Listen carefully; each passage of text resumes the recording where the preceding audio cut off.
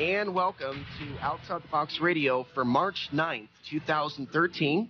I'm Alex Ansary, coming to you from off the grid in the San Luis Valley of South Central Colorado, and we have a very, very interesting show planned for you this evening, a very special guest who's going to be speaking at the Free Your Mind Conference later this year in Philadelphia. Our guest today is Laura Magdalene Eisenhower. Laura is a galactic historian, global alchemist, cosmic mythologist, ascension guide, and is the great-granddaughter of Dwight D. Eisenhower. She's been on a profound mission to reveal our true origins, connected with the Magdalene and Gaia Sophia energies of love and wisdom, and she works to liberate us from the military-industrial complex, the archonic systems, and false power structures. There's a lot of different things Laura's been involved in over the years. I discovered her work about a year ago after seeing her interview on Exopolitics TV with Alfred Weber. And there's a lot of things that Laura talks about that resonates with me on a very deep level, and I feel that there's things that Laura's saying that I haven't heard from others over the years, and it seems like we are in a time where some of the information that Laura's talking about is being more widely received by people. And so tonight's going to be a very interesting show to learn more about Laura's information and this very strange world that we live in. Laura, welcome to the show. Hey, Alex. Great to be here. Thanks so much for having me. So what is going to be the primary focus of the speech you're going to be giving at the Free Your Mind Conference this year? Well, it's really telling the story of what we've been through on a soul level as a humanity, dealing with such incredible duality. You know, what are the origins of that? You know, what has led us to where we are now? What has been the true imposter that has absolutely sabotaged so much of our ascension process that we have been able to call back or reclaim as of the last, 10 years? So many people, and particularly in 2006 when Project Camelot came out and a lot of whistleblowers started talking, we were, in a sense, able to create a whole new timeline. So I discuss timelines, stargates, the Mars agenda, the military-industrial complex, the galactic history behind the origins of the Illuminati and, these alien treaties throughout our history, and also from the perspective of the divine feminine and what's happened to the goddess energy and how that's been completely thrown off the map in order to, ensnarl us in this artificial matrix. And, in a sense, the attempt to put us on an artificial timeline, which is based on alien agendas. And so I'm really talking about that and just the work that I've done to awaken people to these truths and to also get them in touch with the divine blueprint and the organic flow of, just the way creation works and what nature shows us. Because this is really where the ascension is happening. We're the ultimate technology. And so it's important to get really familiar with the archetypal imprints that have been passed down to us and all the different scenarios that we have bought into, programmings and conditionings and just, things with the false power structures that have completely, created a whole new persona that people consider to be, the norm or acceptable, when in actual fact, we need to dig much deeper. So I assist in that process for people by just, really telling the story so we can become familiar with it and start to activate the real stuff and move away the rest. And that's really the basis of it. Going into cosmic mythology and, of course, galactic history, and then, focusing on the alchemy on a soul level and on a global level. So when did all this start for you? When did you start at a young age questioning your reality? Yeah, I mean, from the get-go. I was just like, what is going on here? I could just feel something so weird on the planet and just the way that people were behaving. I was really an observer. And I knew that the masculine and feminine energies were way out of whack. And I was really being called since like the age of 6 to get in touch with the energetics and what is needed, what the missing links are in order to bring things back, into wholeness and balance, where we're starting to take responsibility for the way things are playing out, because we are made of all those energies since the beginning of time, and we're different mixes and recipes of all these different aspects, both good and not so good, that we get to decide, how to run them in our own beings. So starting from a really young age, I had just all this information swirling around me, a lot that I couldn't even articulate till now. So what I'm putting into words I couldn't quite grasp then, but I knew that it required a journey deep, deep, deep into just my soul depths to reclaim things that have been taken from past lives, not as a victim, but as just a spirit warrior who's committed to just the organic ascension timeline, really. And so I was clued into the natural stargates. I was clued into the Venus path, the Magdalene Sophia energies, and really the positive timeline along the way.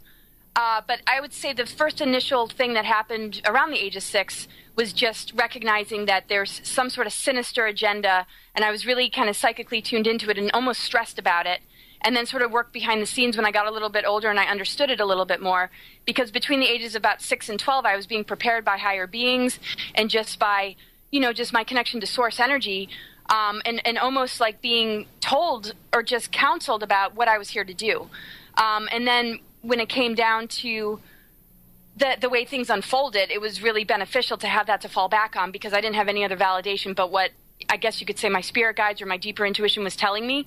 And so when it got to those years, which everybody who's awakened has, she's just crazy, or, not being taken seriously, I didn't let it get to me. I didn't let it stop me. I plowed through some really, really heavy energies that do have to do with the shadow government and a lot of the agendas against the revival of the divine feminine and masculine energies in balance, and how sacred union relationships and just that balance within ourselves is targeted.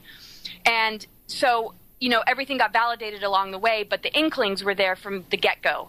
And a lot of it was very mythological and archetypal as far as doing the energy work. And later on, I went to a clairvoyant institute, and they validated the fact that I was clearing inorganic entities from wormholes, helping to clear the portals and clear the vortex, just almost on an energy level, in order to assist in the ascension process. And I was shocked that they could see that, because I had written a book about it, and it was just sort of like the way I was processing information.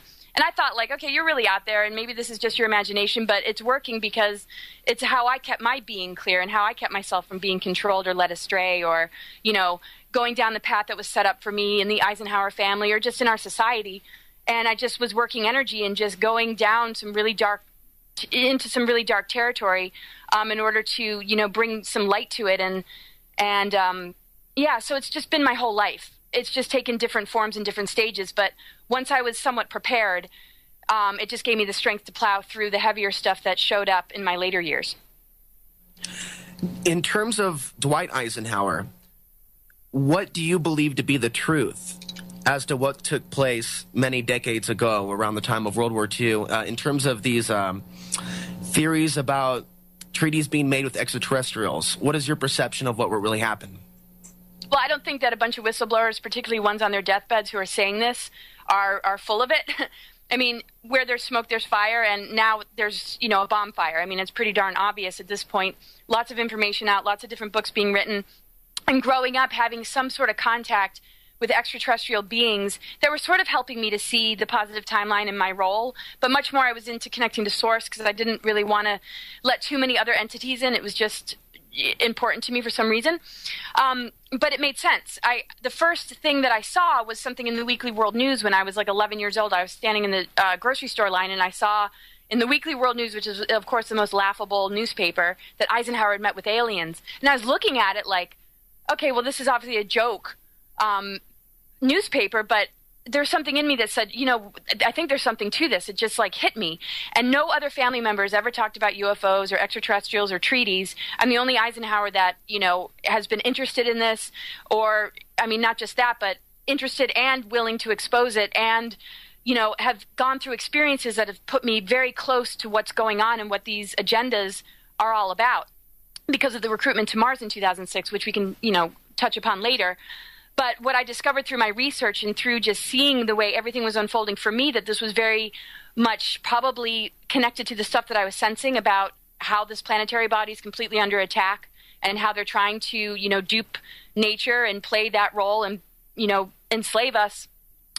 It didn't surprise me, and it doesn't surprise me, but I wanted to look a little bit deeper than just, Eisenhower, because I knew that this wasn't something that he really wanted for humanity. And it was definitely not a good thing to sign any agreement with them. But I later discovered, based on that point in history, that he didn't really have a whole bunch of control or choice. And if he did, it was already, there was such infiltration in the government at that point that he would have easily been knocked down, because, presidents are only a pawn. He was totally taken in under the wing of Rockefeller after the Second World War to become president. And it wasn't until he noticed that his allies or his, colleagues or whatever were somewhat dark and had a connection to something very sinister for our humanity was, when he got the chance to warn us in the final speech that he gave. But up until then, I don't think there was a whole lot he could do. Then I discovered that the origins of these treaties actually took place, like in the 30s or 40s. And the initial treaty, this was from Lisa Renee, who people should check out just because this really validates that this is very true.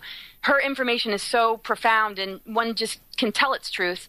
She's one who exposed that the initial treaties took place with Winston Churchill, Aleister Crowley, and Hitler. And this was the first dealings with the gray aliens and the first attempt by some sort of agreement to begin the abduction of, civilians and the experimentation. And then Roosevelt was the first president to get involved with these treaties. And at that point, this stuff is starting to move into the American government, and the Illuminati and all these different branches are just sort of coming together as they were and had been for quite a while in history since they infiltrated the original Illuminati and the Knights Templar and the Masons, of course. Now, one's dealing with how the governmental structure and the shadow government and just all these different branches of it that sort of create these false flags of war and all these attempts to throw us into duality have been teaming up to continue this agenda, but in new forms, which has to do with exchanges of technology and mind control and the agendas we're seeing today with transhumanism and chemtrails. So these agendas have been around for a while, and I think by the time Eisenhower came forth, he wanted to defeat the Nazis. But then, we have the Zionist thing, which is a whole conspiracy in itself, that is targeting the Jews by playing the imposter Jew, just like our ancient history describes in other relationships that took place along the way, where there was a seeding of a service to self mentality with an elite group that were actually looking to help enlighten humanity. And this connects to the Anunnaki and all that. So we're dealing with a really ancient history that has brought us to where we are now. And Eisenhower seems to just have been thrown into the mix as being sort of a front man and a scapegoat for these treaties to continue. But the fact is they had been going on for so long before that there was underground bases and all sorts of activity. We had the Roswell crash and all these three-letter organizations being formed under Truman that, he was just already kind of like in the web, and all he could do was warn us. And then we had Kennedy, who got assassinated. And ever since then, the presidency has been a CIA project, and everybody's groomed, and they're all abused mind control victims that are, in a sense, letting this alien agenda to work through them and affect all of us. And so this is what's really coming to an end, and this is what, it all really comes down to. There's a lot of different areas related to, the reasons for these treaties, but the treaties are just sort of a front, and I don't even think things would be any different with or without the treaty. It just sort of makes something accountable, and it shows a collaboration between the military and those in power with these alien agendas, the service to self types who are willing to play with these sort of lower demonic energies to achieve domination. But there's a lot that don't agree that are, similar, like Eisenhower and Kennedy that have tried to do something about it. And we're really the generation that is stepping up and saying, hey, wait a second. And we're capable of covering far more ground than they were able to. And that's pretty much where we are today. But yeah, I don't doubt any of that stuff. I think there were 3 encounters, the final one being with beings from Venus. And there's more that'll be coming out publicly about that pretty darn soon. We have a break just in about a minute or two, but to move on to the next part, how did this begin, this friendship or relationship with this person that led to this Mars recruitment? It's a fascinating story. Oh, do you want me to start now with that? Yeah, I think we have a few minutes, and then we can continue on with that right after the break. Yeah, well, I had moved back to the D.C. area after living in California for a while. I kind of gave up on trying to create anything because something seemed to always be sort of sabotaging everything I tried to do. And I'm not saying this from a victim place, but I literally could not create anything. And it was pointed out at this Clairvoyant Institute that there were definite beings and forces that wished to stop me. Anyway, so I gave up and I decided to just follow wherever these control forces were taking me. And I ended up in D.C. where, I had gone to high school, and I went to a festival and I was just doing my thing. It was just sort of some camping thing, and I hadn't been social in a while. I had tudes, and I was like, okay, yeah, I'll go. And I met this man, and we had a natural affinity, and we just, ended up hanging out. And then when we started to see each other, he went to secret meetings in D.C. And I was like, okay, well, what's going on here? And this is when a lot of the information about the Mars recruitment and how they wanted to pull me into this started to come up. And immediately I was like, well, there's no way I'm going to go to Mars, because I knew from a child, I had just a strong mission on Earth. It's everything about Gaia and, the divine masculine and feminine coming back into balance within ourselves to activate this ascension. I had to get tattoos along the way just to mark it so that I wouldn't forget, because there were all sorts of forces that didn't want me to be on track with this. And I just, it's always been my focus and devotion. So there was just absolutely no way. And as much manipulation as there was, and, things that kind of glamorized it as me, oh, you'll get this position and we'll protect you and this and that. And there's all these things coming down on the planet and we need to leave. I knew that we didn't need to evacuate Mother Earth. If anything, there's a lot of technologies that are controlling the outcome of things, and there are a lot of players behind that. And I knew that I was up against those players, even though my partner did not want to notice that or see that or recognize it along the way when I tried to point it out. And I had prophetic dreams, that were revealing what it would be like if I did go. I was taken up in a ship by chains in this dream. It was completely lucid, and there was a voice from the sky, one of those dreams, and it told me that I had a choice. And, to do my mission or to go with them and, assist them in, whatever was going on Mars, which I later found out was to help reseed a new civilization, but under some level of control that I definitely wouldn't have liked. We're talking Mars here. We're talking still the patriarchal alien control systems. And so this dream really helped, because I chose to stay on Earth, and then I fell into the water, and there was an incredible alignment with the planets. And it was just amazing. And I woke up the next day and I told my partner, and that's when everything started to hit the fan, because they knew that I was onto them. They knew that I wasn't going to go with them. And my curiosity to discover what they were about and what they were behind was something they couldn't really get in the way of. And so, of course, that sort of threatened my life. But me being sort of rebellious and fearless, I'm just like, no matter what, I'm going to get this stuff out there, and I can get through this. And I always have this feeling that, that's what I'm here to do, is to conquer these forces. All right, Laura Eisenhower is our guest tonight, and we will take phone calls. If you'd like to talk to Laura, if you have any questions, comments, other information you'd like to share, later on tonight at 218-339-8525. We'll be back in just a few.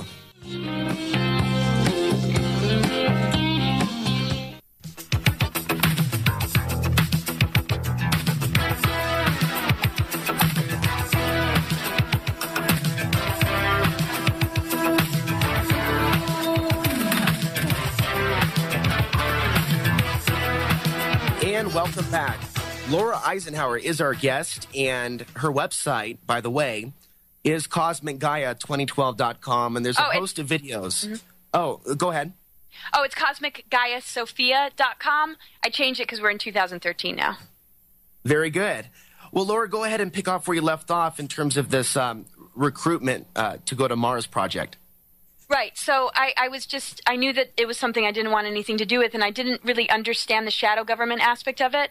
I didn't know really just how much disturbing, sort of twisted, sick things kind of happen in that arena connected to mind control, except for what I'd seen what I had seen in movies. There was no Project Camelot at the time, and I hadn't really come across many whistleblowers, but I just knew that something was weird, and that he had been taken in because of his abduction experiences to be analyzed. But I felt that the people that brought him in were behind the abductions, and it was connected to my labs. And it was just something very clear to me, because this was a group, sort of a branch in the shadow government, or that you don't really hear about, that has a lot of advisors to the CIA, or scientists, or people that were once involved in these three-letter organizations, people involved with Los Alamos, and a lot of things about remote viewing. So when I could hear him on the phone, and I got the names of the people he was going to these meetings with, and connecting with on this Mars stuff, I just did a lot of research, but I didn't find anything, because most of it was just cover jobs, and so much of this information was hidden at the time. But I just kept looking, and for like 2 weeks I wouldn't stop. Something just kept telling me, just keep looking, keep digging, and I dug and dug and dug, and then finally these names that he was associated with, I found were connected to some of the stuff I was suspicious of, like HARP technologies, which, of course, simulates natural disasters. And so here are people who are associated with those technologies, and they want to, go off to Mars in the event of cataclysms.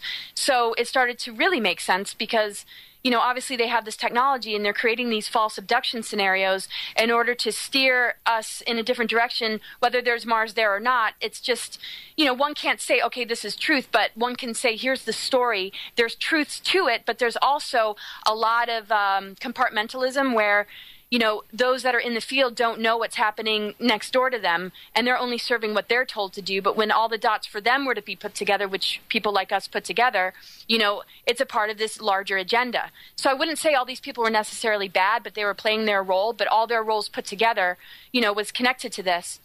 And, after all that research, knowing that they were connected to these technologies, I just started talking about it, and the phones were making clicking noises, but I kept talking about it, so they knew that I knew what they were about, even though they probably thought that it was hidden and they were in the clear, and that somebody like me would never keep digging. I think they think some people just project, naive or vulnerable, or she'll fall for this, and, they did something similar to Eisenhower where, they kind of put him in this position, and then he saw through it. So I really felt like, okay, this is my chance to just put a stop to this military-industrial complex stuff, this alien agenda, archonic rulership, whatever you want to call it, just all that represents, by simply refusing and starting to talk about it. That's all I knew to do.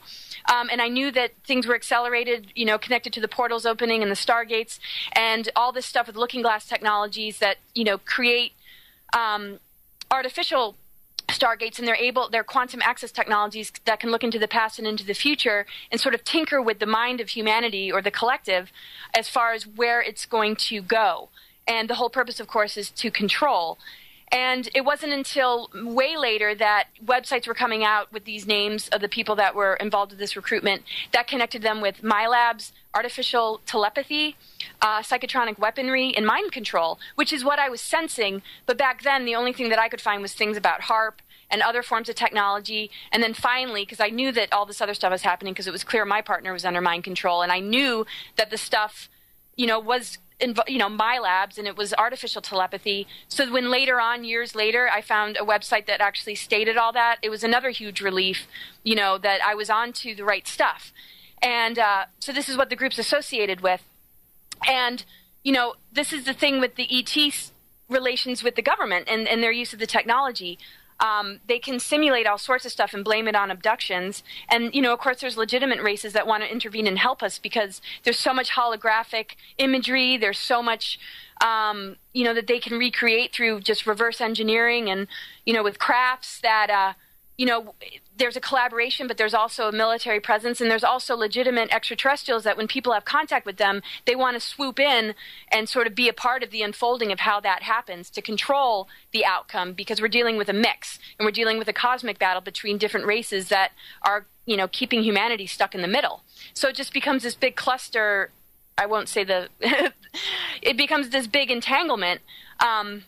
But that's really what got me out of it, was being able to just dig deep enough and to just have enough clarity and intuition to see through the different layers, because it certainly was presented to me as a pretty, positive thing. And I see nothing wrong with, protecting the human genome. But when you're dealing with characters that are duping humanity into false scenarios in order to create something that'll benefit them and only them in this elitist kind of self-serving mentality, there was no way I was going to have anything to do with it.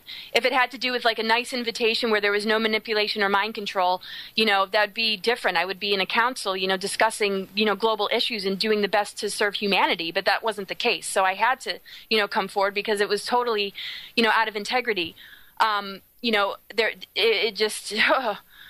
The level of mind control, that we're dealing with on a global level, is profound. And that's just to really steer it in a direction in their favor. And so this has to do with timelines, the success of these particular agendas. And so around the time that I broke free was when Dan Burish also said that, a collapsing of a negative timeline had happened. And I don't say that had to do with me not going forward with it, but I think a lot of people during that time, because the same year Project Camelot comes out, there's all these whistleblowers showing up. So I think a lot of us woke up from what we were being sort of steered into and, made the right choice. At least I think. Some people think I'm crazy. Why didn't you go to Mars? I'm like, hey, I'm going to go to the stars. I'm a cosmic journeyer, but not under this sort of thing, because this is the control and the manipulation. We all have free will. And, mind control is the complete and total abuse of it. So anything that involves that needs to be called out. Now, you've introduced a lot of people to the knowledge that the Gnostics left behind. Now, there were books that were already written, but it seems to me in the last year to 2 years, there's been this massive increase in the conspiracy research community, even parts of the New Age community, ufology, into what we're now calling archons, or this archonic new world order. And, for years people have talked about grays and reptilians, but when I first heard you talk about the archons and several others in relation to this larger spiritual war on the earth goddess spirit, it hit me very deeply and profoundly, and I started absorbing as much information as I could to even make sense out of the strange world that I found myself in. And when did this begin for you, Laura, looking specifically into the Nag Hammadi texts? Well, I mean, I've always had an awareness of Sophia, and when I was writing my books about the archetypal journey into the underworld, and just, from a very mythological perspective of just kind of being yanked into just exile and darkness and control forces that basically have been using her creative power, the planetary body and the cosmic mother's womb, through ritual and, inversion of all that's sacred in order to harvest that power and energy to fuel these agendas. And so that's really, what has happened to the planetary body in connection with how HARP is run and how some of these, technologies are used. They siphon energy and light and kundalini off of people.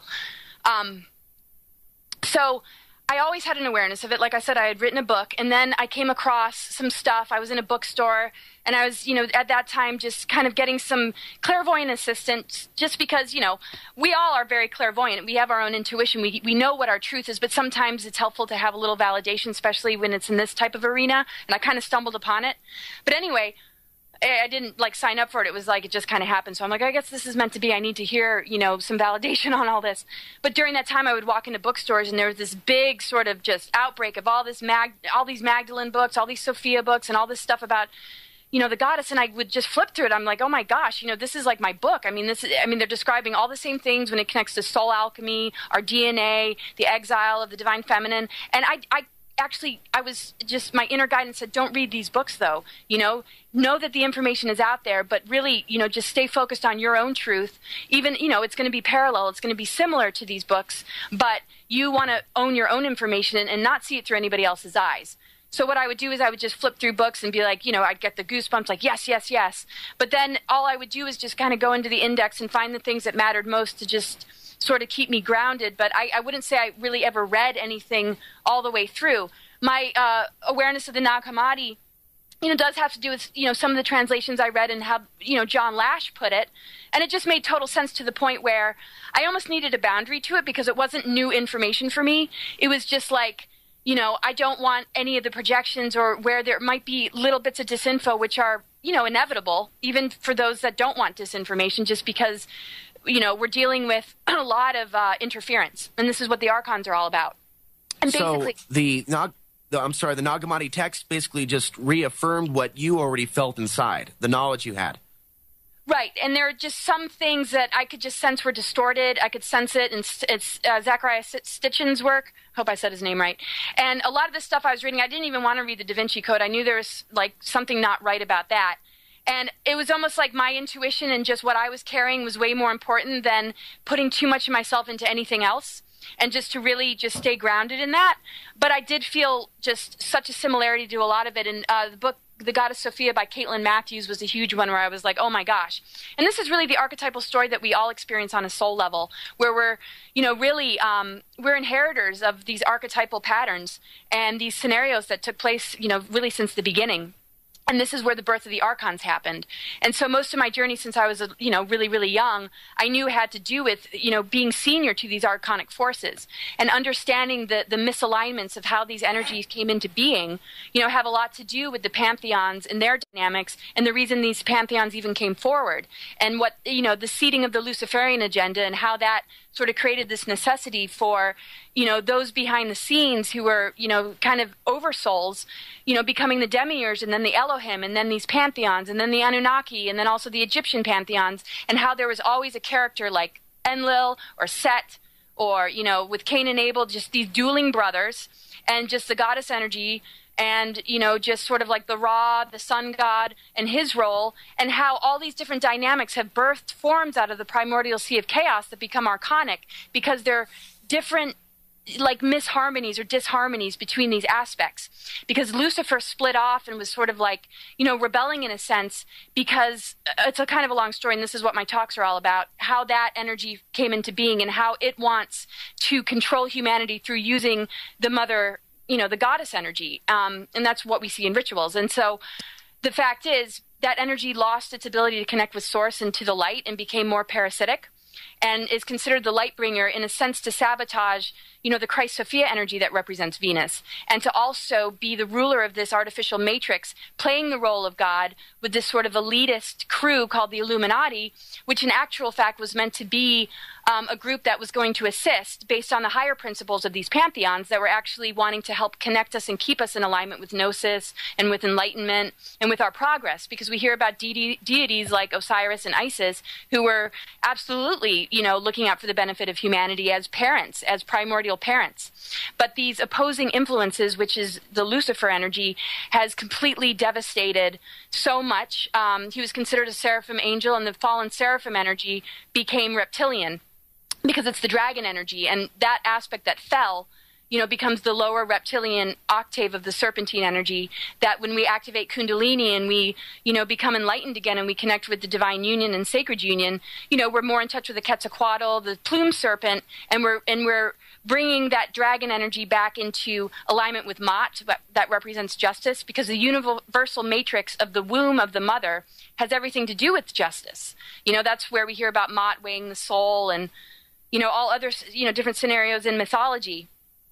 So, it's just really important to understand these stories, because we've inherited these dynamics, and what we feel in the biosphere, just in the energetics of the planet, and what these technologies are trying to keep alive are these distortions and are, these aspects that connect to ego that can sabotage our connection to higher self.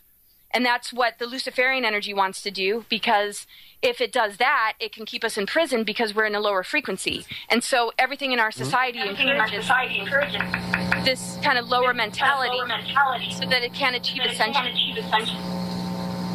And I could go on and on and on and on. You have a lot of information, and you talk fast, which I like. It's a lot of information that you have that I know is resonating with a lot of people.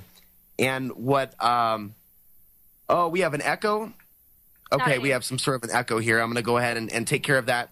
I want to ask you, Laura, what effect do you think the sun has on some of the changes that we're seeing, and we are going into solar maximum very soon. There's a lot of very interesting studies that have been done out there on the links between the solar maximum portion and major changes.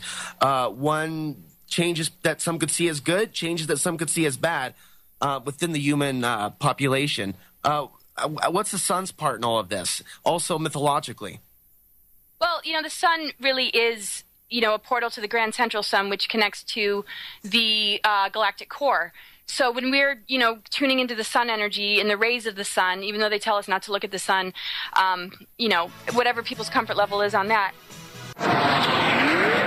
Online, all the time, your gateway to the world. AFR! American Freedom Radio. Give it to them.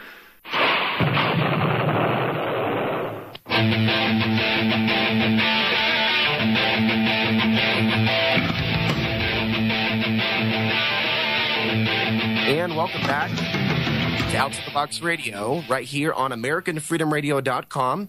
And by the way, previous shows are archived for free on AmericanFreedomRadio.com. Laura Eisenhower is our guest. Cosmic Sophia, Gaia 2013. Did I get that right? CosmicGaiaSophia.com. Okay. And can you talk a little bit more about the descriptions of these archons, and how can we, I guess we'll incrementally get more into this in the second hour. I think my spirit feels drawn to do more shows about this in 2013. As we start to learn more about these systems of control and beings, how we protect ourselves and diffuse situations that may be created for us to work out of, get out of. Well, yeah. But, yeah, go ahead. And in terms of archons, though, we are talking about something that has been described to be drone-like, robotic, artificial, And even if someone wants to look at this from a Christian perspective and looking at how Lucifer operates from someone that's within a biblical worldview, the devil deceives by shape-shifting, by altering its form, by lying.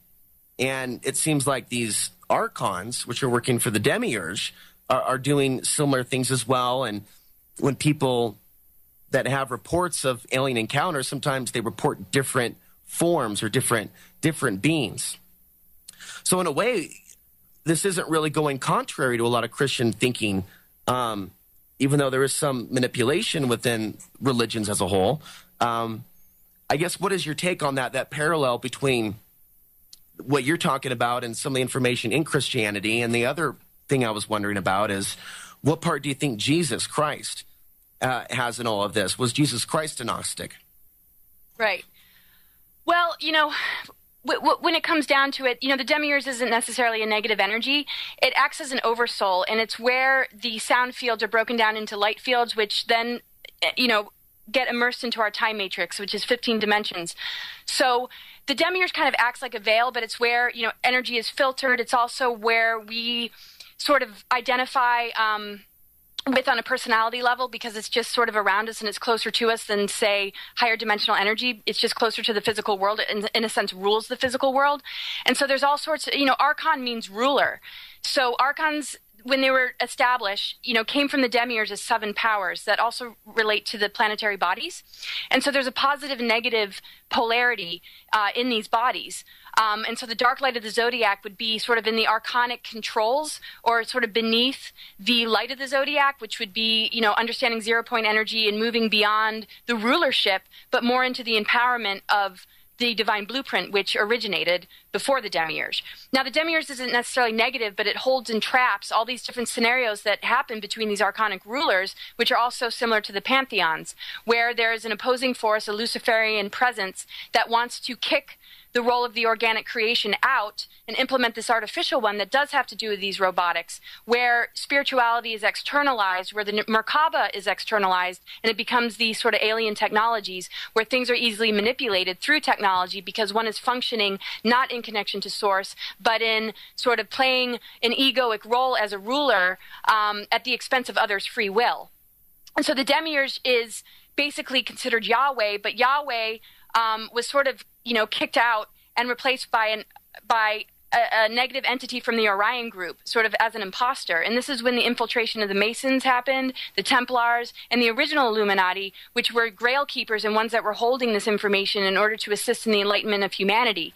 And so, everybody's sort of blaming the demiurge, and even the Gnostics do, because they're confused, because they know that the God of the Old Testament is kind of whacked, and the whole 10 Commandments is a little whacked, because no real source energy would say thou shalt not. I mean, that's just controlling, and that creates rebellion, and that creates separation and duality.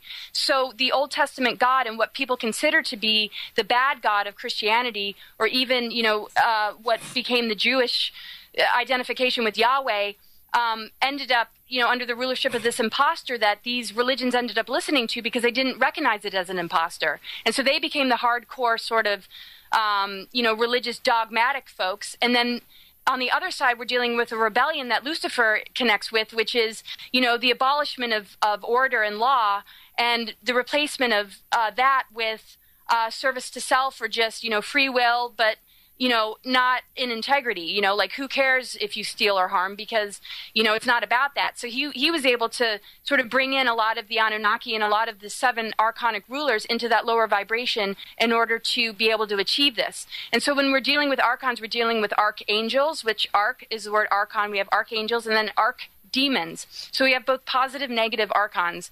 And the way that those relate is what we have sort of inherited. And it takes a lot of self-control to be able to overcome the archons, because people all of a sudden will find themselves almost possessed by an energetic that they might have inherited from their ancestral lines, or that, it's just been played out in society as sort of what the masculine and feminine are. And people adopt this, and they don't realize it's archonic because it's not in harmony. And basically the archdemons, or the negative aspects of the archons and the demiurge, or the dark light of the demiurge, which isn't in its full expression because an imposter energy is there that wants to take over the throne of God, which one can call Lucifer, but it's also our own ego that likes to usurp the higher self and sort of lead it astray. It's the temptation of free will, which is egoic. So these demon type energies, kind of creep in. And when they creep in, the goal that they have is to split the harmony of the masculine and feminine within each individual and in external partnerships. That's why there's so much divorce, why there's so much promotion of sort of promiscuity, and why, so many people are kind of living polarized, where they're either sort of this artificial feminine or this egoic, archonic sort of control freak masculine, and nobody's identifying with the true qualities within, and that's just what the agenda is. So this is all archonic, and the demiurge basically is just sort of the biosphere. It's like that filter, and when we hit our head against it, we easily adopt archonic behaviors. When we can rise above it and get in touch with the Trinity, we're able to bring that light through the demiurge and into the physical, which is what the ascension process is about. But one has to clear and detox that demiurge energy of all the distortions in order to be able to bring in that blueprint. But it starts with awakening it within and recognizing that it's just as much within as it is external, similar to the sun. We have a sun, we have an internal sun in the planet, which is the core, and we also have the external sun, and then our alignment with the galactic, the grand central sun is what we're in right now as we're in alignment with the galactic plane, which gives us the opportunity to disconnect from the lower forces and upgrade our DNA and activate the blueprint, which is what the ascension process is all about. And something else we'll touch on again tonight, even though you already have, but just to go over it again, that we're talking about a rise of the sacred feminine, and that's not necessarily man versus woman. It's the feminine within all of us, and also the divine masculine. And I think this is a very, very powerful concept to get outside the box of just man, woman, looking at the world through our own sexuality. I think that's a very important, and it's so refreshing to hear more people say that. We have 2 phone calls, and we have a few more minutes till the break, but we have enough time for the phone call from the 574 area code. Caller, welcome. What's your name? Kevin. Welcome to the show. Hi, Laura. First time I've had a voice-to-voice talk with you, but we've shared before through emails. I wanted to share part of my story, which I've shared with you, which has to do with the Mars agenda. I've known high-ranking NASA retired astronaut for my whole life. And back in the mid-'90s, I was staying at his home in Houston, and we were talking about some personal matters, and he was, at that time, already retired from NASA, and he had a private company that was working on the physical implementation of a Mars colony. He was designing everything from transport vehicles to the actual buildings and the atmospheric generators.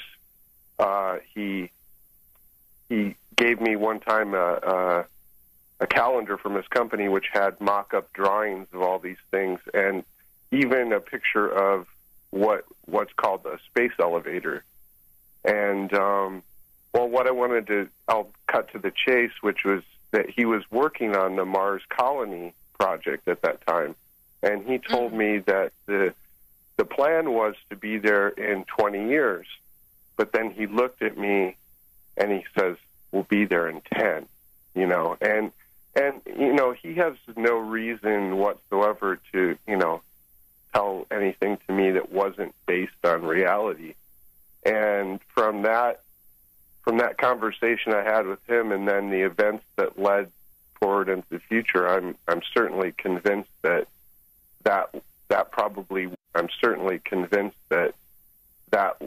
probably was their time scale, and they probably were there in the mid to late 90s, from my estimation, from what he said. Mm-hmm. So interesting. I just wanted to, as a call-in, I just wanted to give you some support in that, I also had my own personal experiences with someone who definitely would know. And, since then, I've tried to talk to him about other things that I've learned, and he completely is closed to having any conversation. And it's almost like he's ordered. You know, he says things like the ST. I can't remember offhand the name, but remember the real famous picture of the tether cord with all the objects flying around it.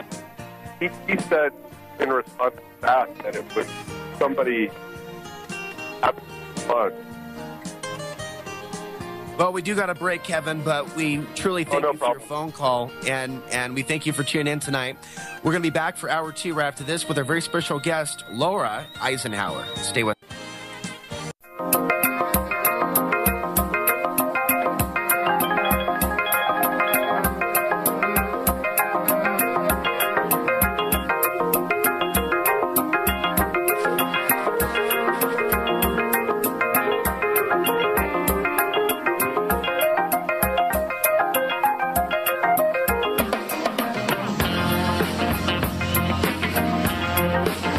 Welcome to the second hour of Outside the Box. Our guest is Laura Eisenhower, and the phone lines are open. We actually have a phone call waiting.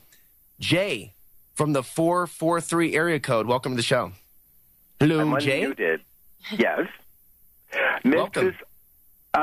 Welcome. I have to apologize to Mrs. Eisenhower. On Facebook a couple months ago, I called her the Obama Nazi. She got very mad at me. I don't know if she remembers that or not. You called me a what? I called you the Obama Nazi. Oh, right. On Facebook. You and I chatted back and forth. I want to apologize for that. It wasn't a direct thing towards you, but my mother worked for your grandfather at the White House in the War Department. Mm-hmm. And I grew up do you know PG County at all? Yeah. Do you know where NASA I lived is? in Montgomery. Mm-hmm. Okay. My mother worked at NASA for a long time under Bob Ballman, who was head administrator for NASA for many years. Mm-hmm. And I grew up off of Good Luck Road. And do you know where the pig farms are? Not sure what you mean. You know where Laurel is? Laurel, Yeah. Maryland. Okay. Right. Between Laurel and Fort Meade is a complete city from Greenbelt built all the way to Fort Meade. That's an underground city. Mm-hmm. I don't know if you knew that or not. No, I don't know. No. It kind of goes up. You're like, where'd you grow up in Montgomery County? Glen Echo area. Okay, Like, right near along Bethesda? Glen Echo. Yeah. But anyways, never mind. The whole point is that there's a whole facility built under there, and that's part of that whole BRAC program, where between Fort Meade and NASA, there's a whole city underneath there that goes all the way up to the Parkway, BWA Parkway, down to downtown D.C. And I grew up right on the farm, and my mother used to work at the farm, and she worked at NASA, and my one uncle was Fred Bean, who was chief clerk of the Circuit Court for Washington, D.C. for 20 years. Mm-hmm. I grew up on the inside of that whole program. I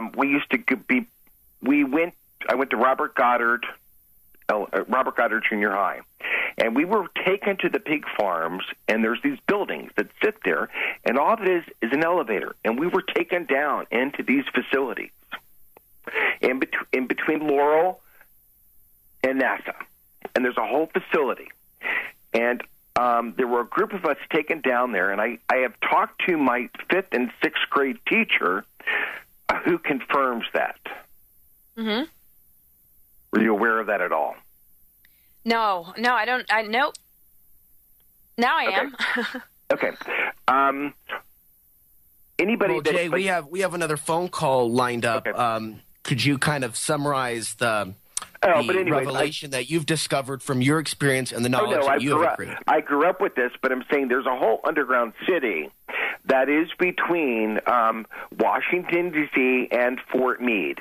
There's a whole underground city that if you try to Google it, you can't Google over Laurel, Maryland, in certain parts of it. It's a whole industrial complex underneath the city. And that whole BRAC program is what it's about. So anyways, that was my whole point about it. Is as a kid, we were taken down there and into the experimental programs, and there was always the joke about the pig man and the goat man.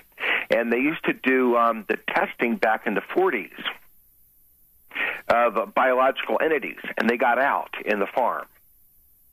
Huh. Anyways, take the other call. You can look into it. You can look at the history of it. You can find out. There's a whole underground biological entity, biological program going on in that area. Thank you. Right. Bye. It doesn't surprise me at all. I just haven't heard it in this much detail. So thank you for sharing. I will definitely look into it. Feel free to share links or whatever if you see me on Facebook. I'm friends with you on Facebook. Excellent. Oh, good. Okay. Well, thank and you, I don't Jay. support Obama. Okay. I don't support the government, so I don't even vote. Yeah. So. Okay. Okay, dear. Okay. Bye. Bye. Bye. All right. Thank you, Jay. Yeah, there's certainly, I mean, I didn't know about the stories about the bases, for example, till I got up here to the San Luis Valley of South Central Colorado, and it certainly seems like, there's an artery. Bases everywhere. Yeah, and there's earthquakes in D.C. that were clearly because of the bases, but yeah, I know there's something going on underground, and it doesn't shock me. Yeah, especially D.C., my goodness.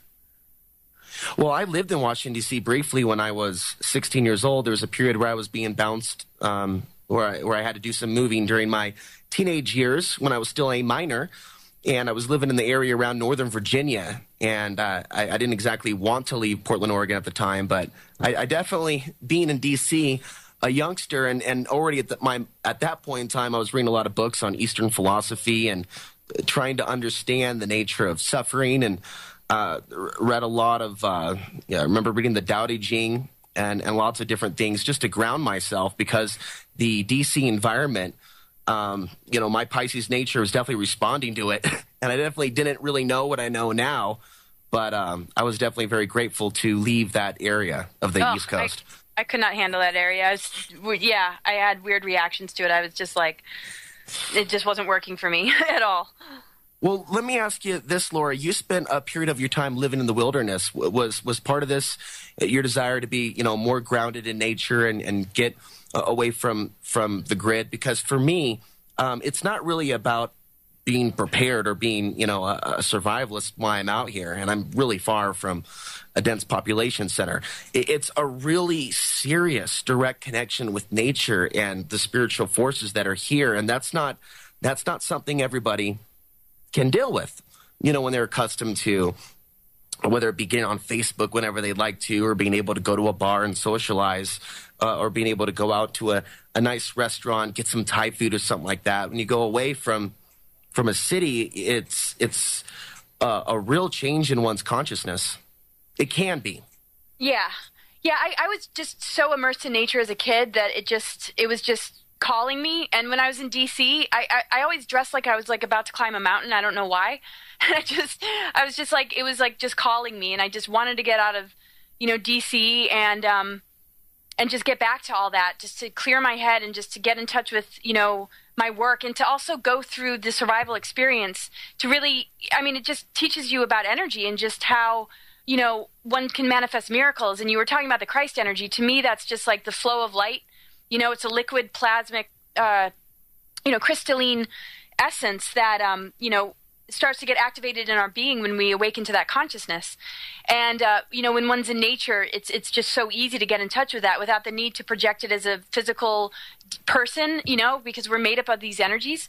But it was incredible, because it's just the human spirit can survive anything when it puts its mind to it. And that's why my focus in my work has been about empowering the human spirit, because when we do that, we can overcome anything that's happening in the world. And so it just was part of, for me, just training for what I'm doing now, more so than going into that field for a living, because, my background is in wilderness expedition leadership, which would have been, my career job, but I did it more for just being in touch with nature and what it means to really create alchemy with the elements in order to create global transformation. And that's what I was focusing on, in all these different climates, and just how to work one's energy with the elements in order to manifest miracles, and in order to really just receive abundance even when you've got nothing, where you can just make stuff happen just by the force of your intentions and your integrity, and the respect for nature. And so we need to learn these lessons. And That's pretty much, why I put myself out there and why I continue to, because, that's the greatest teacher. And it's a reflection of our soul essence. I mean, we're made up of earth, air, fire, water, as astrology shows us. And, it's these forces that we work with in order to manifest. It's part of the planetary influences in our lives as well. But more, we have a magnetic connection to the planetary body. Our emotions are linked to it as well. And, so it's really important. I just think these are incredible experiences when people, take time. I wouldn't give it up for the world. I absolutely loved it so much. And sometimes, Laura, it happens in stages because people that listen to shows like this, or they're in what we call it the movement or whatever, whether they be on the more spiritual side or conspiracy research side, there's this big push to, get prepared to be self-sufficient in case there's a blackout. But sometimes it starts with that. That's where it started with me in 2007 when I started holding preparedness meetups at Portland coffee shops. And we would talk about, what we would do if Bush declared martial law at the time. And as these things kept moving forward, basically, so to speak, I started to change a little bit and move out of that phase where it was fear of not surviving, the root chakra being out of balance and worried about not surviving, and then realizing it was about something much larger. And I think at times when people go out in nature, there are certain times in the cycle where it's better to do it. It's better to go out. It's a better time, like solar maximum times, where things are more intense in the city, when you have the electromagnetic energy coming in, and you combine that with the smart meters, and you combine that with the cell phone towers. So sometimes it has nothing to do with preparedness, but just clearing out one space, which is something that you talk about, and it's something that I've been studying a lot more since I started researching this particular topic with the archons and the Gnostics. How do we ground from what you've learned? Where would you suggest people start if they're listening to this information, they're feeling overwhelmed? Well, just, be comfortable with being sensitive, because that's the greatest thing we have is our intuition and our sensitivities. It gives us discernment. It gives us the ability to just, know what's going on. That's part of being awake is being in touch with that inner voice. And just to notice, energy and frequency. When does it sink and when does it get raised? What behaviors do we do that puts us in a higher state of being, that creates more harmony in our relationships? And what energies or dynamics sort of sink us and throw us into chaos or constriction or discomfort? And, every day we get a chance to wake up every morning and pay attention. And, in order to really ground, I would get out and, take breaks from being in cities and being around all these different electronics, and all this sort of mind control and, this really cruddy food that we're up against as far as GMOs and just chemtrails and everything like that. I know that we can't really escape it, but the thing is with the solar flare activity, there's more radiation, but the radiation isn't negative. It actually helps as a catalyst to move us into the crystalline energy form rather than the magnetic. The magnetic, connects to our lower chakras, and the more crystalline, raises us into this higher chakra energy. So in order to get in touch with that, we have to bring it into the physical, and we need to connect with the physical in order to bring the prana and the life force of the planetary body through our feet chakras to mix with it and create this incredible sort of formula of cosmic and earth energy, which when mixed amongst our chakra systems helps to move out the manipulations, and it helps us to shut down the chakras that are being mostly manipulated. And it also helps us to activate the solar plexus energy as heart power, where the heart and the ego are working together as the power source. So people need to identify when they're in their behaviors or their, ego's not a bad thing. It's our I am self. It can be a great warrior and a great aspect of our being that can serve our higher self, but it can also, be what throws us into duality and karma and, these programmings. So, that's a really important place to pay attention to. Where is it aligned? What are you empowering? What are your beliefs and thoughts? What causes fear? And to face it head on, to embrace it, to be comfortable with it, to not run away into some addiction where the heart and the ego are working together as the power source. So people need to identify when they're in their behaviors or their, ego's not a bad thing. It's our I am self. It can be a great warrior and a great aspect of our being that can serve our higher self, but it can also, be what throws us into duality and karma and, these programmings. So, that's a really important place to pay attention to. Where is it aligned? What are you empowering? What are your beliefs and thoughts? What causes fear? And to face it head on, to embrace it, to be comfortable with it, to not run away into some addiction, to not go into, just doom. And if one is, to look at it until it's no longer that anymore and to recognize the illusion behind it. There's so much to empower the illusion. There's so much technology, so much in the media, so much in the news that, people are just plugging in willingly, knowing that it's having disastrous results. People know when they put on the television that it's not really that good for them. People know when they eat fast food it's not that good for them. And people know when they get lost in addiction it isn't good. But, most people don't want to snap out of that behavior because, they're dealing with the archons and these archetypal imprints that keep keep them locked in pain or some sort of denial. And that's the quickest fix, to feel some level of pleasure, or just a vice, to get through all this. So, try and detach from all that, recognize your worth, recognize your power, and know that there's so much beyond that that's within us, that when we connect, in a grounded way and open ourselves in our higher consciousness and embrace those both in our egoic nature and in our, survival space, we'll start to move out of survival as an instinct and move more into miracle making and abundance, knowing that the universe provides for us and we don't need governments, we don't need the money system, and it's all a big scam for us to give our power away. So people have to really pay attention. What do you give power to? Is it artificial or does it come from nature? Love comes from nature. Death, rebirth, regeneration, and, birth and creation and destruction comes from nature, but money doesn't, man-made law doesn't. All these distortions and plastic sort of, mentalities, aren't really from nature. And we need to just embrace nature and recognize the beauty of it and start to look at the other stuff, as like hooking into a really lower part of who we are, our addictions, just the need for instant gratification that only leads to collapse and just drama and crisis because it expires. It's not immortal. And, these agendas want to utilize technology to keep these energies alive and circulating so that they don't have to go through the death cycles.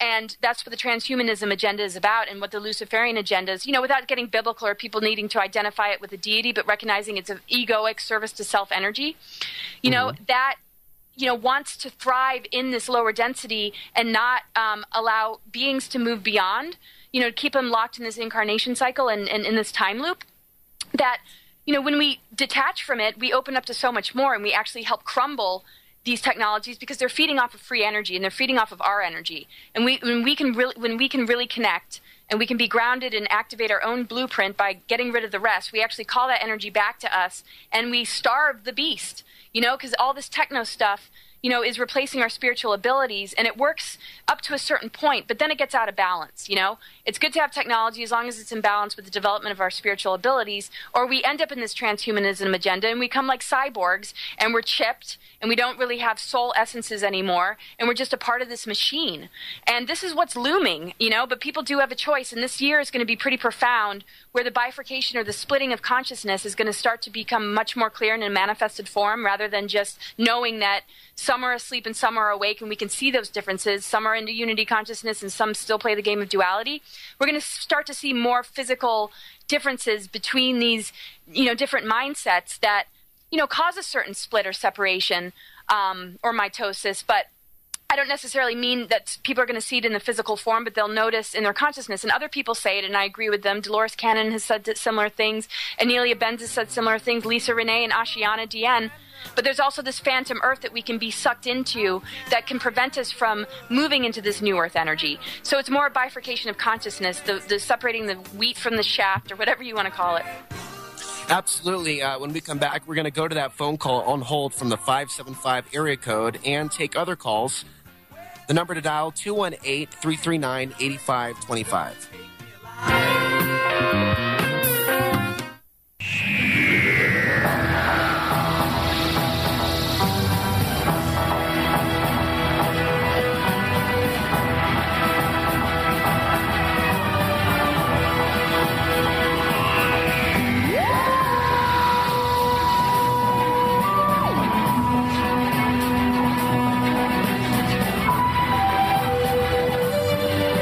Okay, we're going to go to that phone call that is on hold at the 575 area code. To all those listening, to all those that may have a question for Laura or comment, we have two more segments. Phone number 218-339-8525. Open lines. Now let's go to the 575 area code. Welcome. Hey, Alex. Hey. Hey, this is Matthew down in Taos. How are you? Hey, Matthew. Thank you for calling. Hey, no, I'm happy to, and thank you for being on the radio there, Laura. I love, watching everything that you put through on Facebook and elsewhere online. It always feels really resonant, so I appreciate the work that you're doing. Oh, thanks.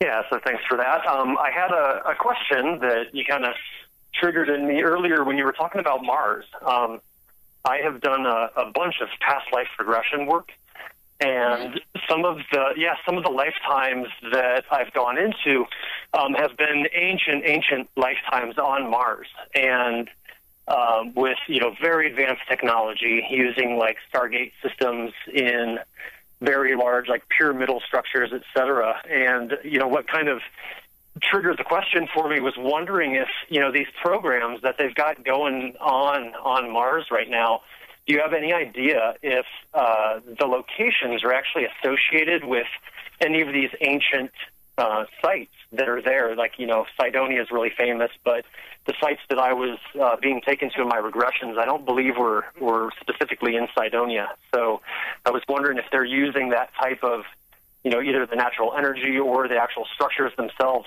to be associated with these jump rooms and other bases that they've built. Well, that's an awesome question. I haven't actually been on the surface of Mars like my colleague Andrew Bashago or William Stillings, but what they said was that it was underground, and basically they jumped through some sort of hole that was like in the skull, and they went down into a huge facility, some sort of underground base. And as far as Cydonia, I've heard that these ruins have been refurbished into colonies, that they actually use, structures that have already been there, and they've worked with that to create, a more modern base. Because, way back when, before the Anunnaki even came, there was Maldek, and when Maldek exploded, it affected Mars, and that's when Mars lost all its life, because Mars used to have life. And there was a lot of activity there. Actually, Cydonia, is the same structure or map as DC is laid out. So, and then also Mars, of course, means Cairo, Egypt, and a lot of the Egyptian energy was on Mars. And so the recruitment had to do with Osiris and Isis, and they had mentioned that was part of the reseeding, and that they wanted, something in connection with that. And like I said, I would have been open to discussion about all of it if it wasn't done in such a cloak and dagger, mind control, manipulative way. That was just a huge red flag. But yeah, there's a lot about the structures that were already there and the history behind it, as to why I think that planet was, chosen. And, it would be great if there was success in the terraforming of it, but it's the agendas behind it and what they're planning on doing, and how, different beings are just being forced into doing this labor to, establish it. That's the problem, because, for me, anything that goes against somebody else's free will with the use of mind control isn't a positive thing. So, hopefully the stronger energies of what was once there that connect to Mars will come forward. And this is where Venus comes in the Venus transits, and, why these different timelines are so significant. Because ultimately we want to integrate all these energies, and, the Mars energy is a huge one, but it was more done in a patriarchal sort of way rather than, the harmonious Venus-Mars energy of, really working these cosmic forces for the benefit of our own wholeness. It was more, done in an elitist way.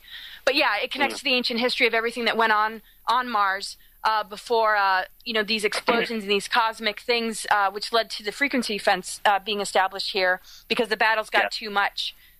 So yeah, that's what I know of it. Cool. Yeah, that's very interesting. Thank you. Some of these lifetimes that I had experienced, many of them actually were based here on Earth, primarily like in what we would now call Peru, and kind of a similar system of pyramids, which are probably still in place now that we would look at as like mountains or whatnot, but these massive structures that had different types of Stargate technology, and that I was seeing that between, Peru, Mars, and then for myself, the home base was what we would call Alpha Centauri. And so, very interesting. So I appreciate those insights, and that's interesting to hear that supposedly those structures have been refurbished there in Cydonia. That would really explain, maybe why JPL took over the data stream with the first, was it the Mars Global Surveyor that had gone offline, one of the satellites back in the 90s imaged it. And JPL it was the first time ever that NASA didn't control the actual data stream, and JPL had it, and then suddenly, they imaged Cydonia, and of course everything came back looking, there was no face on Mars, done deal.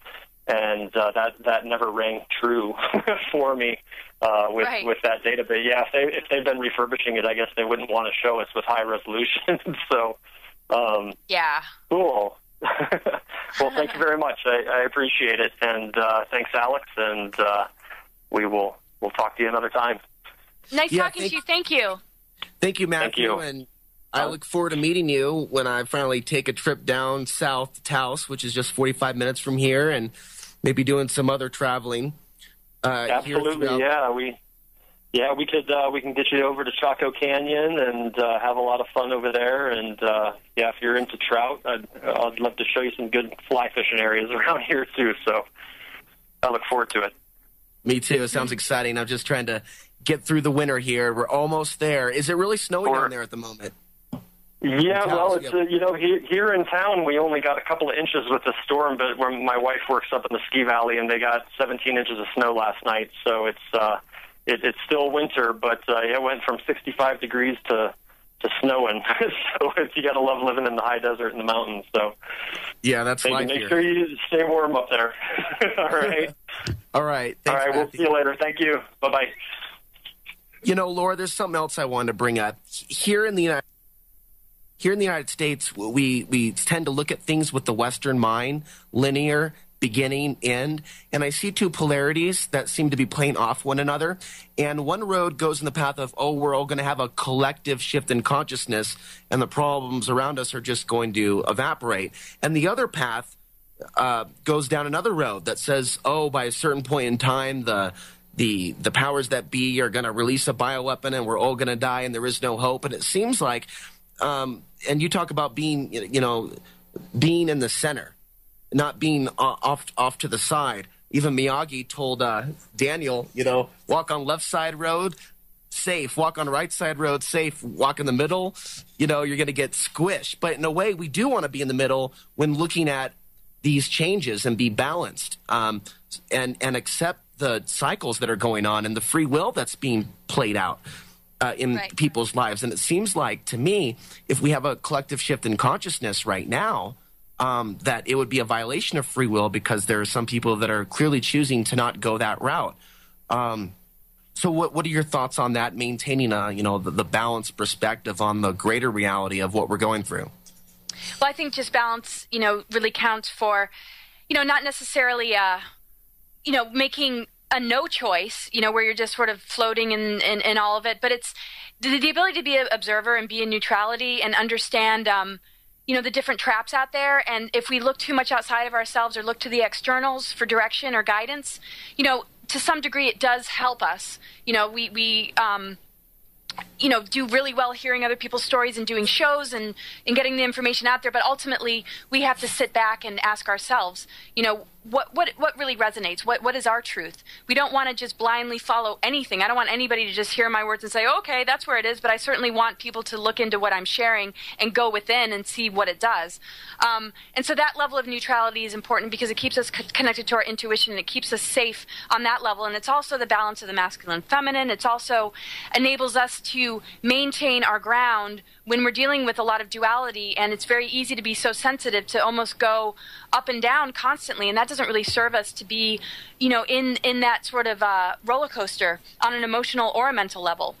So in that case, neutrality protects us. But the choices we make, are either really, it comes down to service to others, service to self, our higher self, or really self-will, which is out of alignment with integrity, or divine will. The biggest lesson is to bring our ego into alignment with higher self and to activate divine will and to allow, these forces to move through us, because we people's stories and doing shows and getting the information out there. But ultimately, we have to sit back and ask ourselves, what really resonates? What is our truth? We don't want to just blindly follow anything. I don't want anybody to just hear my words and say, okay, that's where it is, but I certainly want people to look into what I'm sharing and go within and see what it does. And so that level of neutrality is important because it keeps us connected to our intuition, and it keeps us safe on that level. And it's also the balance of the masculine and feminine. It's also enables us to maintain our ground when we're dealing with a lot of duality, and it's very easy to be so sensitive to almost go up and down constantly, and that doesn't really serve us to be, in that sort of roller coaster on an emotional or a mental level. So in that case, neutrality protects us. But the choices we make, are either really, it comes down to service to others, service to self, our higher self, or really self-will, which is out of alignment with integrity, or divine will. The biggest lesson is to bring our ego into alignment with higher self and to activate divine will and to allow, these forces to move through us, because we are in alignment with the galactic plane. We're dealing with, very high vibration energies that just want to, work with us. And it's really about, this process of initiation, because this upgrades our DNA, it changes our frequency, and when our vibration and frequency changes, we start to attract a world or experiences or a reality that mirrors that. And this, this is not just some philosophy. I noticed this in my own life. And, the tests and turbulations that we all go through have to do with those sort of choices. Are you a victim or are you a warrior? Or, is it about your heart or is it about your ego? And we're always asked these questions day to day in the way we relate to everybody. Now, if we make too many decisions that are self-serving and aren't in alignment with higher self or divine will, based on natural law and cosmic law and universal laws, then, we deal with ramifications. And those ramifications can be some of those pictures that we see that relate to an enslaved society, a lot of different Armageddon sort of scenarios, because the dreamscape is reflecting back a level of unconsciousness that being is bringing upon themselves.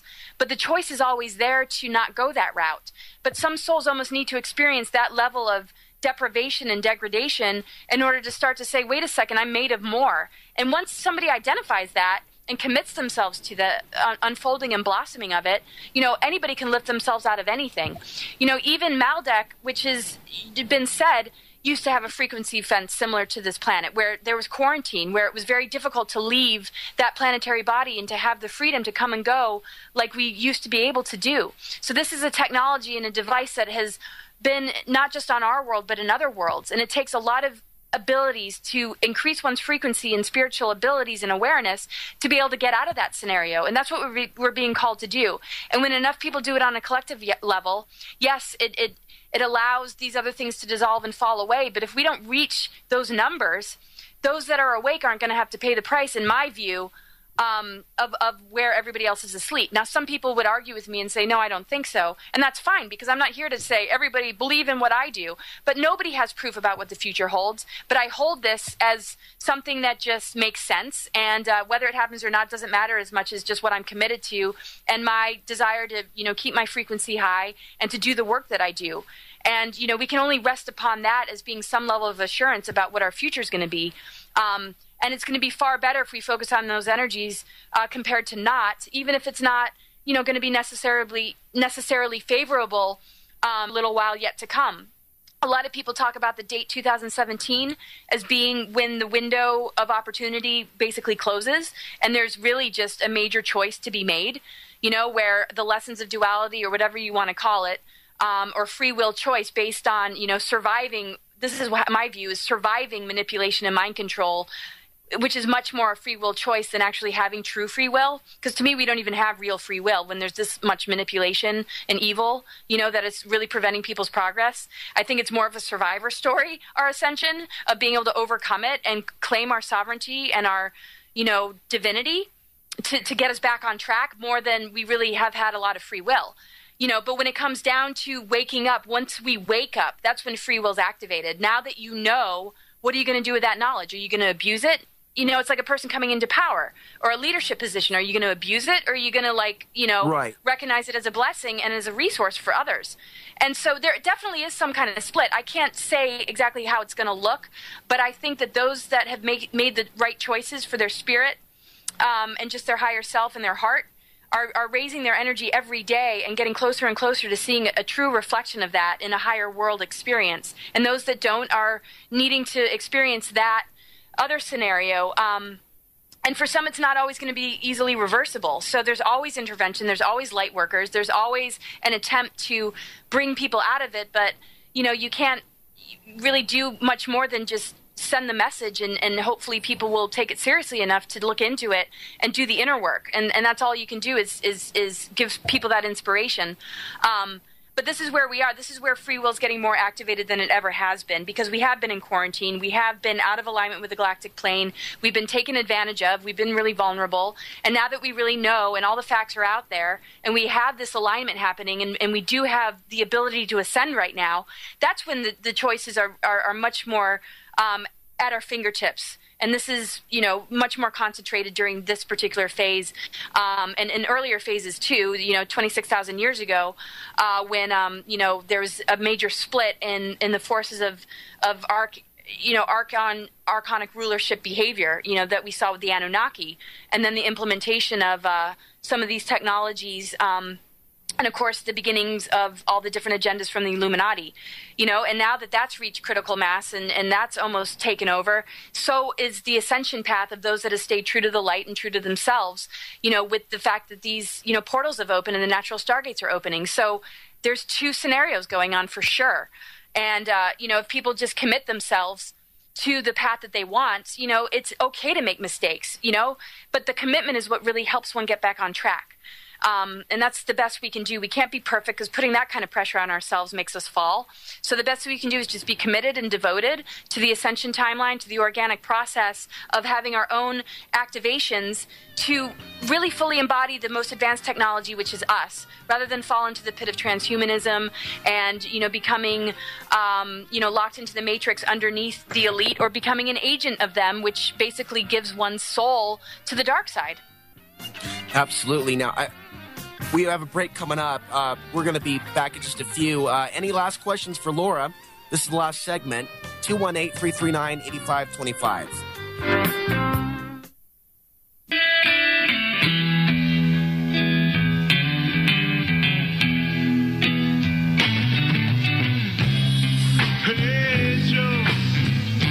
All right, we've reached the end of the road of tonight's show. This is the last segment of Outside the Box. Our very special guest, Laura Eisenhower.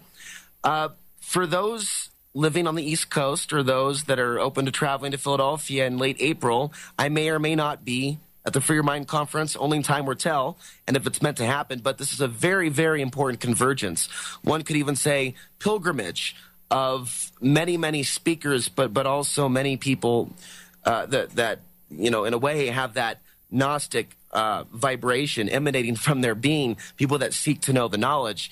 And this is also, Laura, a very interesting point in the timeline to have this conference with solar maximum approaching and all the potential positive effects that we could experience from these gatherings, from coming together in light of so many, horrific things in the news. Now, with that, we're going to go quickly to the 215 area code. Caller, welcome. Hi, this is Tim Smith.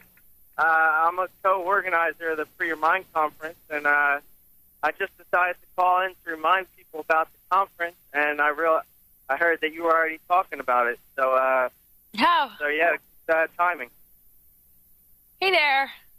Can't wait to go there. So, Chris, what's the website for people to go check it out and see who's on the roster list for speakers? Yeah, the website is freeyourmindconference.com. And you could also, at the top, there's a link for past conferences.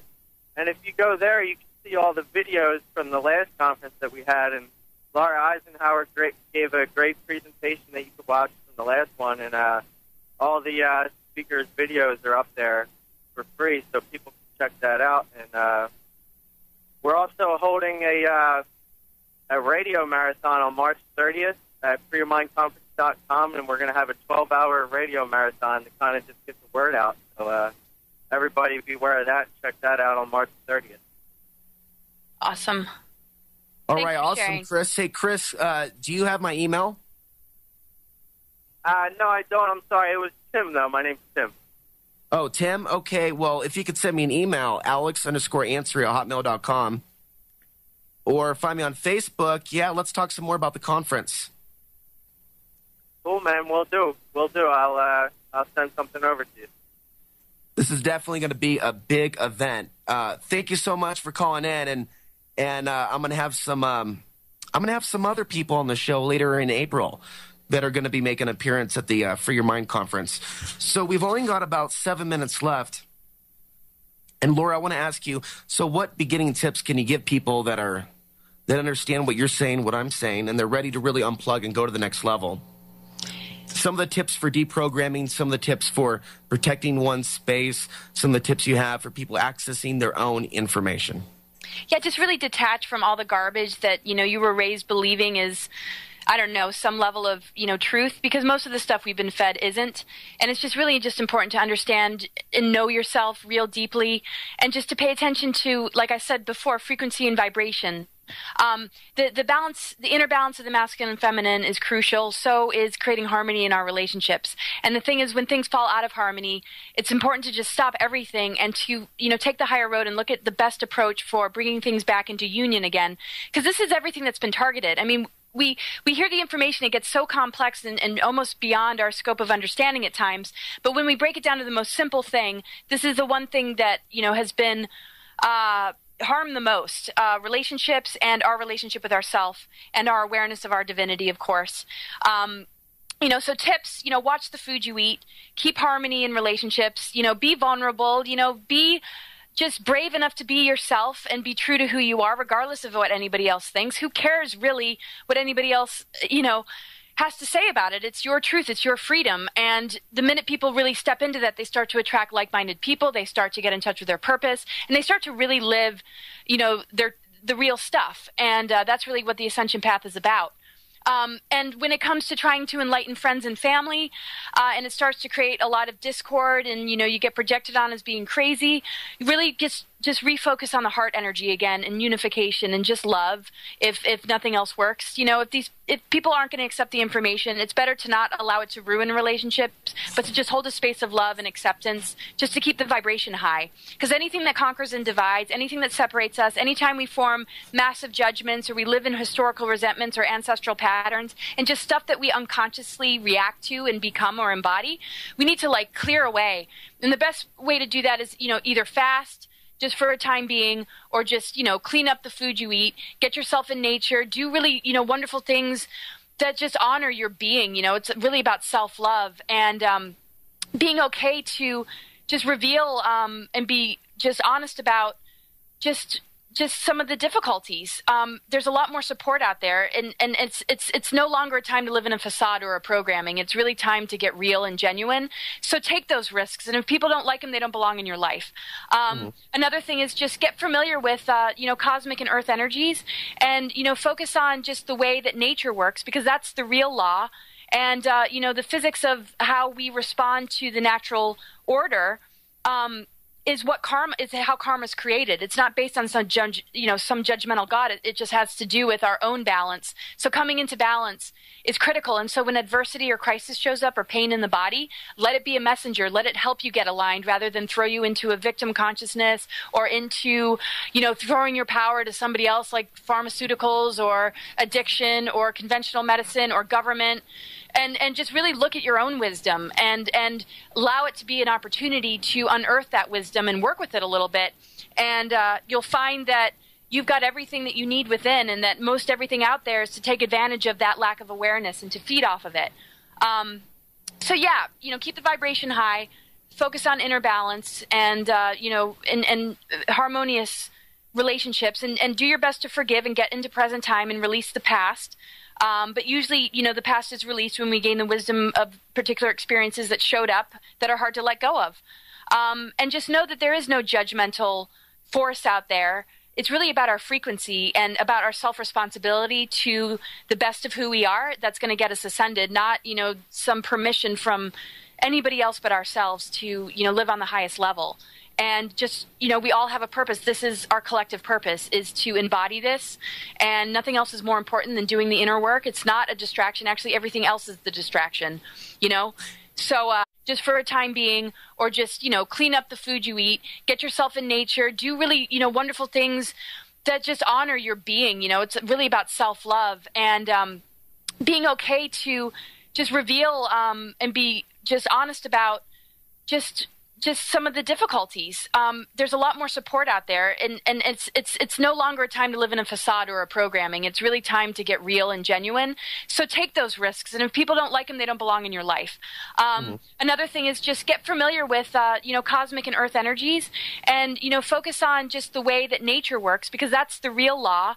And the physics of how we respond to the natural order is what karma is, how karma is created. It's not based on some judgmental God. It just has to do with our own balance. So coming into balance is critical. And so when adversity or crisis shows up, or pain in the body, let it be a messenger. Let it help you get aligned, rather than throw you into a victim consciousness, or into, throwing your power to somebody else, like pharmaceuticals or addiction or conventional medicine or government.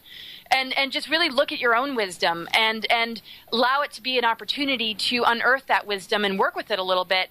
And you'll find that you've got everything that you need within, and that most everything out there is to take advantage of that lack of awareness and to feed off of it. Keep the vibration high, focus on inner balance and harmonious relationships, and do your best to forgive and get into present time and release the past. But usually, the past is released when we gain the wisdom of particular experiences that showed up that are hard to let go of. And just know that there is no judgmental force out there. It's really about our frequency and about our self-responsibility to the best of who we are that's going to get us ascended, not, some permission from anybody else but ourselves to, live on the highest level. And just, we all have a purpose. This is our collective purpose, is to embody this. And nothing else is more important than doing the inner work. It's not a distraction. Actually, everything else is the distraction, So, just do your best with that. And anytime anybody feels inspired to get a reading, come check out my website. And my partner, Dr. Dream, who does incredible sessions here in Ventura. Look at his stuff, too, touroflove.com. DrDream.com, I think it is. And then, of course, mine is CosmicGaiaSophia.com. And I just want to throw out that we're going to be doing the Cosmic Reunion 4th Density event through Portal to Ascension is putting it on. And that's March 30th and 31st. A lot of really incredible speakers. And people have to recognize how important these conferences and gatherings are. I mean, they really counteract a lot of the garbage and a lot of the distortions and a lot of the false flag sort of media programming BS that's out there. And it's actually these unity events and us coming together and us really just supporting one another that allowed us to get through this period and this solstice in our favor. So it's just important to support these things rather than continue to support the things that people complain about. People are everyday support stuff that they complain about, that they hate, and they don't seem to want to really step in and be a part of the real movement, which isn't just about learning conspiracy. It's about recognizing the divine blueprint and our responsibility to live in integrity and respect one another and love, each other in a way that is more like family. That's critical. There's a lot of truthers out there, a lot of conspiracy theorists that still, are in major duality. And it's just as important to know that information as it actually is more important to understand what we're made of than even some of the conspiracy, but it's obviously important to know the conspiracy too.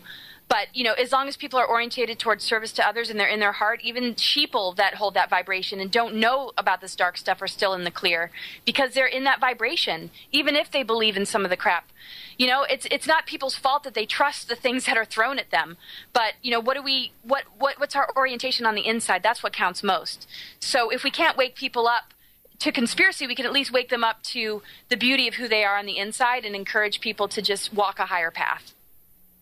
Absolutely. And this is the end of the show, but I look forward to talking to you again, perhaps after the Free Your Mind conference, Laura, and we can maybe get deeper into expanding, whether we identify as a man or a woman, expanding our consciousness in our relationships in every aspect of our life and truly healing things at the local level, because this really is about man and woman, and the earth is made up of men and women, even though we get treated like machines and we live our lives sometimes in the cities like machines, we ultimately are loving organic beings at the base source. And it's returning to that base source connection with the earth, cosmic energy. I truly believe in the goddess within that we can overturn the system of control. Laura, yes. Thanks for being on the show so much. Thank you so much for having me. And thanks, everybody, for showing up. And we'll definitely connect again soon. And you can learn more about the Free Your Mind Conference online. And Mark Passio over at Oracle Broadcasting has been organizing that. And Tim called in. I want to thank Tim and everybody that called in this evening for being a part of the show. And I want to thank everybody for their prayers as well, as I've been trying to do the show every week off the grid. I also want to give a special thanks to those that helped make the show possible tonight, where I'm actually doing the show from. I want to thank everybody that's put out their positive energy towards the betterment and moving forward of humanity as a whole. We're going to be doing some interesting shows in the next couple weeks. The son of Burl Payne is going to be on next week, and we're going to be talking about his research into solar flares and their links to human consciousness. And we'll also follow up the week after that on March 23rd with another special guest. We'll continue our conversation about the sun and its impact on human behavior and human thought. Till then, I'm Alex Ansary, reminding you the path to the ultimate place of truth and power still lies within. Good night.